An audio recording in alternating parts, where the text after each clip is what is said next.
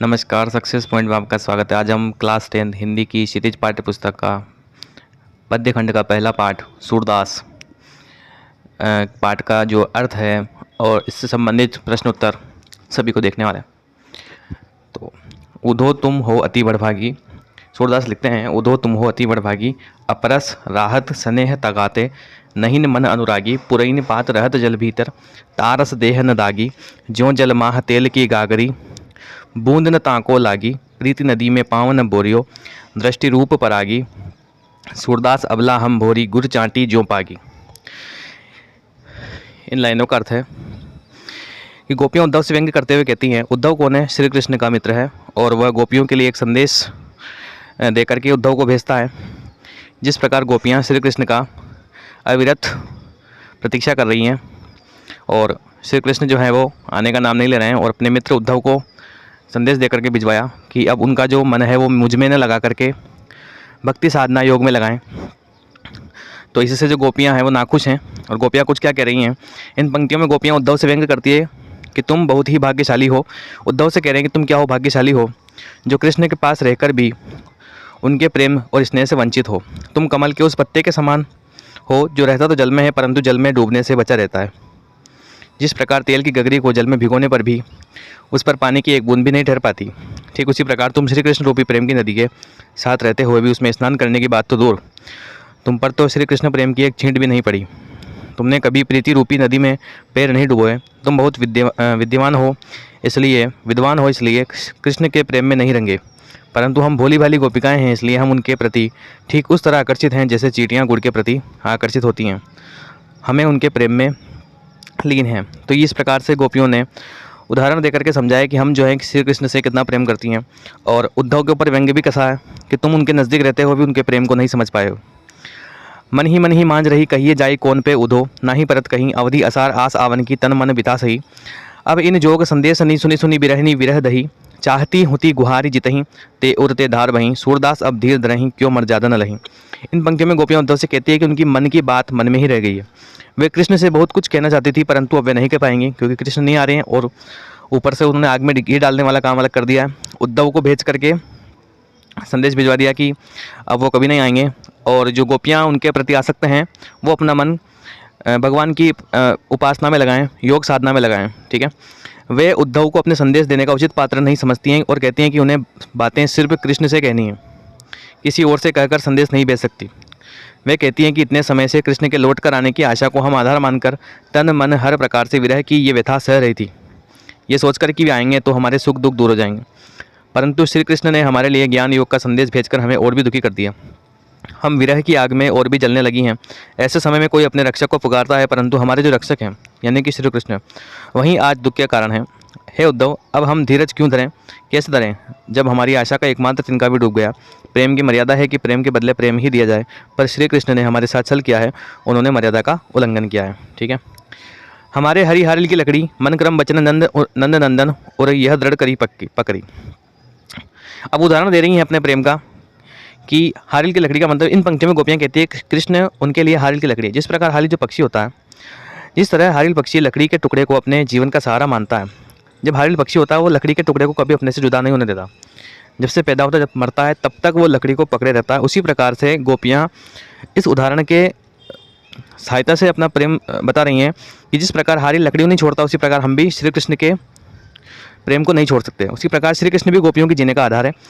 और मन कर्म वचन नंद नंदन और यह दृढ़ करी पकड़ी कि हम उन्होंने मन कर्म और वचन से नंद बाबा के पुत्र कृष्ण को अपना माना है, गोपियाँ कह रही हैं। ठीक है, जागत सोबत स्वप्न दिवस निसी कान है कान जग। जागत कहने कि जागते समय, सोते समय, सपने में, दिन में, रात में, स्वप्न में हमारा रोम रोम कृष्ण का नाम जापता रहता है। सुनत जोग लागत है जो ऐसो जो करी ककरी, सूतो ब्याधि हमको ले आए देखी सुनी न करी, यह तो सुरत नहीं ने सौंपो जिनके मन चकरी। जो कह रही है कि गोपियाँ कहती है जागते हुए सोते हुए सब हो गया। उन्हें उद्धव का संदेश कड़वी ककड़ी के समान लगता है। जिस प्रकार कड़वी ककड़ी को हम खा नहीं सकते उसी प्रकार से संदेश को वे सुन नहीं सकती। हमें कृष्ण का प्रेम का रोग लग चुका है। अब हम आपके कहने पर योग का रोग नहीं लगा सकती क्योंकि हमने तो इसके बारे में न कभी सुना है, न देखा है, न ही इसको भोगा है। आप जो यह योग संदेश लाए हैं वो उन्हें जाकर सौंपे जिनका मन चंचल है। चंचल का मतलब गोपियाँ कहना चाहती है कि हमारा जो प्रेम है वो प्रगाढ़ है कृष्ण के प्रति, उनके चित्त में केवल कृष्ण का ही नाम है। और ये जो संदेश है उनको जाकर सुनाइए जिनका मन चंचल है, यानी कि भटकता रहता है कि आज इससे प्रेम किया, कल किसी और से प्रेम किया। तो गोपियाँ अपने प्रेम की व्यथा बता रही हैं कि हमारा जो प्रेम है कृष्ण के प्रति इस प्रकार से मजबूत है कि हम किसी और के बारे में सोच भी नहीं सकती। तो ये जो संदेश आपने दिया है ये किसी और को जाकर बताइए, क्योंकि हमारा मन चंचल नहीं, हमारा चित्त जो है वो स्थिर है श्री कृष्ण के प्रति प्रेम में। ठीक है। हरि है राजनीति पड़ी आए, समुझी बात कहकर कहत मधुकर के, समाचार सब पाए, एक अति चतुर होते पहिले ही, अब गुरु ग्रंथ पढ़ाए, बड़ी बुद्धि जानी हो उनकी, जोग संदेश पठाए, उदो भले लोग आगे के, पर हित दौलत धाए, अब अपने मन फेर पाइए, चलत जू होते चुराए, ते क्यों अनिति करें आपुन, जे और अनिति छुड़ाएं, राजधर्म तो ये है सूर जो प्रजा नहीं सताए। तो गोपियाँ कहती है कि श्री कृष्ण ने राजनीति पढ़ ली है। वो कह रहे पहले से ही जो श्री कृष्ण थे वो चतुर थे, परंतु अब उन्होंने और राजनीति शास्त्र का ज्ञान प्राप्त कर लिया है तो और ज़्यादा चालाक हो गए हैं, इसलिए उनको इस तरह की बातें सूझ रही है। गोपियाँ बात करती हुए व्यंग्य पूर्वक कहती हैं कि वेद तो पहले से ही बहुत चालाक थे, अब उन्होंने बड़े बड़े ग्रंथ पढ़ लिए जिससे उनकी बुद्धि बढ़ गई है, तभी तो हमारे बारे में सब कुछ जानते हुए भी उन्होंने हमारे पास उद्धव से योग का संदेश भेजा। उद्धव जी का इसमें कोई दोष नहीं है, ये भले लोग हैं। पहले उद्धव जी के ऊपर व्यंग्य कसा जा रहा था, अब थोड़ी बहुत उनकी तारीफ भी हो रही है। ठीक है, कि ये भले लोग हैं जो दूसरों के कल्याण करने में आनंद का अनुभव करते हैं। गोपियाँ उद्धव से कहती है कि आप जाकर कहिएगा कि यहाँ से मथुरा जाते वक्त श्री कृष्ण हमारा मन भी अपने साथ ले गए थे, उसे वापस कर दें। वे अत्याचारियों को दंड देने का काम करने मथुरा गए हैं, परंतु वे स्वयं अत्याचार करते हैं। आप उनसे कहिएगा कि एक राजा को हमेशा चाहिए कि प्रजा के हित का ख्याल रखें। ठीक है, लास्ट की जो लाइनें हैं कि राजा धर्म तो यह है सूर जो प्रजा न जा ही सताएं, कि राजा का जो क्या धर्म है कि प्रजा को नहीं सताएं, लेकिन श्री कृष्ण जो है गोपियों को सता रहे हैं। गोपियाँ को ऐसा कहना है उन्हें किसी प्रकार का कष्ट नहीं पहुंचने दें, यही क्या है राजधर्म है। ठीक है, ये पाठ का जो है भावार्थ ये स्पष्ट कर दिया हमने। इसके बाद कवि परिचय, तो कवि परिचय भी आपको पूछा जाएगा। तो सूरदास जो है इनका जन्म 1478 में माना जाता है। एक मान्यता के अनुसार इनका जन्म मथुरा के निकट रोणकता या रेणुका क्षेत्र में हुआ था, जबकि दूसरी मान्यता के अनुसार इनका जन्म स्थान दिल्ली के पास सिही माना जाता है। महाप्रभु वल्लभाचार्य के शिष्य सूरदास अष्टछाप के कवियों में सर्वाधिक प्रसिद्ध हैं। सूर वात्सल्य और श्रृंगार के श्रेष्ठ कवि माने जाते हैं। इनकी मृत्यु 1583 में पारसोली में हुई और इनकी प्रमुख रचनाएं थी सूरसागर, सारावली, साहित्य लहरी, इस प्रकार की जो इन्होंने प्रमुख रचनाएं लिखी है। तो आपको लेखक परिचय में उनका जन्म स्थान, जन्म सन, मृत्यु और मृत्यु का सन लिखना ये जरूरी है आपको। उनकी रचनाएं जो उन्होंने लिखी अपने जीवन काल में वो लिखना जरूरी है। ठीक है, इसके बाद हम किसके क्वेश्चन आंसर देखते हैं। पहला प्रश्न है गोपियों द्वारा उद्धव को भाग्यवान कहने में क्या व्यंग्य निहित है। तो गोपियों द्वारा उद्धव को भाग्यवान कहने में यह व्यंग्य निहित है कि उद्धव वास्तव में भाग्यवान न होकर अति भाग्यहीन है, क्योंकि वे व्यंग्य करे ताना कस रही है। वे श्री कृष्ण के सानिध्य में रहते हुए भी उन प्रेम से सर्वथा मुक्त रहे। श्री कृष्ण के प्रति कैसे उनके हृदय में अनुराग उत्पन्न नहीं हुआ, अर्थात श्री कृष्ण के साथ कोई व्यक्ति एक क्षण भी व्यतीत कर ले तो वह कृष्णमय हो जाता है, यानी कि प्रेम को पा लेता है, और वे प्रेम की सुखद अनुभूति से पूर्णतया क्या है, अपरिचित हैं। आपको अगर पूरे पाठ का सार अच्छे से याद है तो किसी भी प्रश्न को आप बना सकते हैं। ठीक है, प्रश्न नंबर 2, उद्धव के व्यवहार की तुलना किस किस से की गई है। तो पहला पॉइंट, गोपियों ने उद्धव के व्यवहार की तुलना कमल के पत्ते से की है, जो नदी के जल में रहते हुए भी जल की ऊपरी सतह पर भी रहता है, अर्थात जल में रहते हुए भी जल का प्रभाव उस पर नहीं पड़ता है। कमल का फूल जो होता है हमेशा जल में रहता है और पानी की एक बूंद भी अगर उस पर गिर जाए तो इस प्रकार से फिसलती है, और फिसलने के बाद में आप पत्ता को जब छू करके देखेंगे तो आपको लगेगा भी नहीं कि वो गीला हुआ है, अर्थात उस पानी का 1% भी प्रभाव उस पत्ते पर नहीं पड़ा। तो इसी प्रकार से वो कह रही है कि उद्धव जी आप हमेशा श्री कृष्ण के सानिध्य में रहते हैं, फिर भी आपके ऊपर उनके प्रेम का 1% भी प्रभाव नहीं पड़ा। ठीक है, उसी प्रकार श्री कृष्ण का सानिध्य पाकर भी उनका प्रभाव उद्धव पर नहीं पड़ा। तो एक तो कमल के फूल से तुलना की गई है। उद्धव जल के मध्य रखे तेल के गागर की भांति हैं, कि जिस प्रकार जो तेल का मटका होता है तो वो तेल के मटके को अगर आप पानी में डाल करके वापस निकालते हैं तो पानी की एक बूंद भी तेल के मटके के ऊपर नहीं चपती है। क्यों? क्योंकि पानी और तेल का कोई संबंध नहीं है। उसी प्रकार से उसी का उदाहरण देते हुए उन्होंने समझाया कि उद्धव जी जो है हमेशा कृष्ण के साथ रहते हैं, फिर भी उनके ऊपर प्रेम का कोई प्रभाव नहीं पड़ा। ठीक है, तीसरा, उद्धव ने गोपियों को जो योग का उपदेश दिया था उसके बारे में उनका कहना है कि जो यह योग जो है कड़वी ककड़ी के समान प्रतीत होता है, इसे निगला नहीं जा सकता, यह अत्यंत क्या है, अरुचिकर है। मतलब आपका जो संदेश है हम उसे मान नहीं सकते, कि जिस प्रकार कड़वी ककड़ी को नहीं खाया जा सकता उसी प्रकार आपका संदेश भी नहीं माना जा सकता। ठीक है, प्रश्न नंबर 3, गोपियों ने किन किन उदाहरणों के माध्यम से उद्धव को उलाहने दिए। उलाहने का मतलब एक तरीके से ताने कसे। गोपियों ने कमल के पत्ते, तेल की मटकी, प्रेम की नदी आदि उदाहरणों के माध्यम से उद्धव को उलाहने दिए हैं। प्रेम रूपी नदी में पांव डुबाकर भी उद्धव प्रभाव रहित हैं। श्री कृष्ण के सानिध्य में रहते हुए भी वे श्री कृष्ण के प्रेम से सर्वथा मुक्त रहे हैं। उद्धव द्वारा दिए गए योग के संदेश ने गोपियों की विरागनी में घी का काम कैसे किया। यानी कि गोपियाँ जो है पहले से ही इतनी परेशान थी श्री कृष्ण के प्रेम में, उनका इंतजार कर रही थी, और श्री कृष्ण ने आने के बजाय विपरीत संदेश भेज दिया कि वह अब नहीं आएंगे और उनका जो मन श्री कृष्ण के प्रति आसक्त है वह अपने मन को कहीं और लगाए। ठीक है, गोपियाँ कृष्ण के आगमन की आशा में दिन गिन रही थी। वे अपने तन मन की व्यथा को चुपचाप सहती हुई कृष्ण के प्रेम रस में डूबी हुई थी। वे इस इंतजार में बैठी थी कि श्री कृष्ण उनके विरह को समझेंगे, उनके प्रेम को समझेंगे और उनके अतृप्त मन को अपने दर्शन से तृप्त करेंगे। परंतु यह सब उल्टा होता है। कृष्ण को न तो उनकी पीड़ा का ज्ञान है और न ही उनके विरह के दुख का, बल्कि कृष्ण योग का संदेश देने के लिए उद्धव को भेज देते हैं। विरह की अग्नि में जलती हुई गोपियों को उद्धव ने कृष्ण को भूल जाने और योग साधना करने का उपदेश दिया, जिससे उनके हृदय में जल रही विराग्नि में घी का काम उन्होंने किया है। ठीक है, मर्यादा न लही के माध्यम से कौन सी मर्यादा में न रहने की बात की जा रही है? मर्यादा न लही के माध्यम से प्रेम की मर्यादा में न रहने की बात की जा रही है। गोपियां कृष्ण के मथुरा चले जाने पर शांत भाव से उनके लौटने की प्रतीक्षा कर रही थी।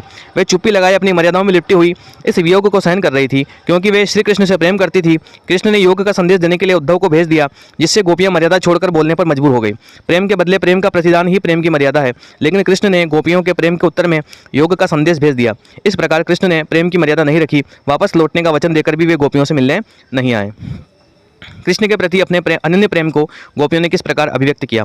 गोपियां रात दिन सोते जागते सपने में, है ना, रात में दिन में सिर्फ श्री कृष्ण का ही नाम रटती रहती है। कृष्ण के प्रति अपने अनन्य प्रेम को गोपियों ने चींटियों और हारिल की लकड़ी के उदाहरण द्वारा व्यक्त किया। जिस प्रकार बताया ना उन्होंने कि चींटियां जो है हमेशा गुड़ की तरफ या मीठी चीज़ की तरफ आसक्त रहती है और उनको खाते खाते उनमें ही अपने प्राणों का उत्सर्ग कर देती है। उसी प्रकार हम भी श्री कृष्ण के प्रेम के प्रति व्याकुल हैं। उन्होंने स्वयं की तुलना चींटियों से और श्री कृष्ण की तुलना गुड़ से की। उनके अनुसार श्री कृष्ण उस गुड़ की भांति हैं जिस पर चींटियां चिपकती रहती हैं। हारिल जो एक पक्षी है जो सदैव अपने पंजे में कोई लकड़ी या तिनका पकड़े रखता है, वह उसे किसी भी दिशा में नहीं छोड़ता। उसी तरह गोपियों ने मन, वचन और कर्म से श्री कृष्ण की प्रेम रूपी लकड़ी को दृढ़तापूर्वक पकड़ रखा है। तो इस प्रकार से गोपियों ने अनेक उदाहरण देते हुए अपना प्रेम श्री कृष्ण के प्रति प्रकट किया। गोपियों ने उद्धव से योग की शिक्षा कैसे लोगों को देने की बात कही है। उन्होंने कहा कि ये जो योग की शिक्षा है, आपने पाठ में पढ़ा है कि उन को दीजिए जिनका मन कैसा है, चंचल है, भटकता रहता है। ठीक है, आज किसी और के प्रेम में आसक्त है, कल दूसरे के किसी और के प्रेम में आसक्त हो जाएगा। लेकिन हमारा जो चित्त है वो स्थिर है श्री कृष्ण के प्रेम के प्रति, तो हमें ये संदेश देने की जरूरत नहीं है। ठीक है, इस उत्तर को आप पढ़ सकते हैं। प्रश्न नंबर 8, प्रस्तुत पदों के आधार पर गोपियों का योग साधना के प्रति दृष्टिकोण स्पष्ट करें। प्रस्तुत पदों के आधार पर स्पष्ट है कि ये पद कौन से हैं। योग साधना को निरस, व्यर्थ और अवांछित मानती थी।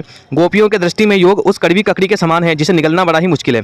सूरदास जी गोपियों के माध्यम से आगे कहते हैं कि उनके विचार में योग एक ऐसा रोग है जिसे उन्होंने न पहले कभी देखा न कभी सुना।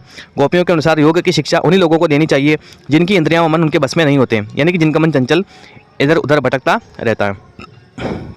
गोपियों के अनुसार राजा का धर्म कैसा होना चाहिए? तो इसमें पाठ की जो है वो लास्ट पंक्ति में आया था कि राजा का धर्म होना चाहिए अपनी प्रजा को अन्याय से बचाना और उनको खुश रखना। लेकिन श्री कृष्ण क्या कर रहे हैं, उसका उल्टा कर रहे हैं, अपनी प्रजा को नाराज़ कर रहे हैं, क्योंकि गोपियाँ जो है श्री कृष्ण के प्रति प्रेम में आसक्त थी और वो आ नहीं रहे हैं, तो गोपियाँ परेशान हो रही थी। ठीक है, तो वो अपना राजा को जो है वो धर्म बता रही हैं। प्रश्न नंबर 10, गोपियों को कृष्ण में ऐसे कौन से परिवर्तन दिखाई दिए जिनके कारण वे अपना मन वापस पा लेने की बात कहती हैं? गोपियों को लगता है कृष्ण द्वारका जाकर राजनीति के विद्वान हो गए हैं। उनके अनुसार श्री कृष्ण पहले से ही चतुर थे, अब भारी भारी ग्रंथों को पढ़कर वे पहले से भी अधिक चतुर हो गए हैं। छल कपट उनके स्वभाव का अंग बन गया है। उन्होंने गोपियों से मिलने के स्थान पर योग की शिक्षा देने के लिए उद्धव को भेज दिया है। श्री कृष्ण के इस कदम से गोपियों के हृदय बहुत आहत हुए हैं। इन्हीं परिवर्तनों को देखकर गोपियाँ अपना मन श्री कृष्ण से वापस लेना चाहती हैं। गोपियों ने अपने वाक चातुर्य के आधार पर ज्ञानी उद्धव को परास्त कर दिया। उनके वाक चातुर्य की क्या विशेषताएं लिखिए? तो गोपियाँ बात बनाने में किसी को भी परास्त कर सकती हैं। गोपियाँ उद्धव को अपने उपालंब का मतलब तानों के द्वारा चुप करा देती हैं। गोपियों में व्यंग्य करने की अद्भुत क्षमता है। वह अपने व्यंग्य बाणों द्वारा उद्धव को परास्त कर देती हैं। वह अपनी तर्क क्षमता से बात पर उद्धव को निरुत्तर कर देती हैं, क्योंकि विशेष प्रकार के उन्होंने जब उदाहरण दिए तो जो उद्धव थे वो निरुत्तर हो गए, यानी कि चुप हो गए। ठीक है, संकलित पदों को ध्यान में रखते हुए सूर्य के भ्रमर गीत की मुख्य विशेषता बताइए। तो ये तो ठीक है, आप ये पढ़ लेना क्या विशेषता है कि भाई भाव प्रधान गीति काव्य है ना। ठीक है, तो इस पाठ के जो प्रमुख प्रश्न उत्तर थे वो हमने कर लिए। इस वीडियो को आप 2 से 3 बार देखिए। अगर आपको पूरे पाठ का भावार्थ याद है तो आप किसी भी प्रश्न का उत्तर अपने मन से स्वविवेक से लिख सकते हैं। ठीक है, मिलते हैं नेक्स्ट वीडियो में। धन्यवाद।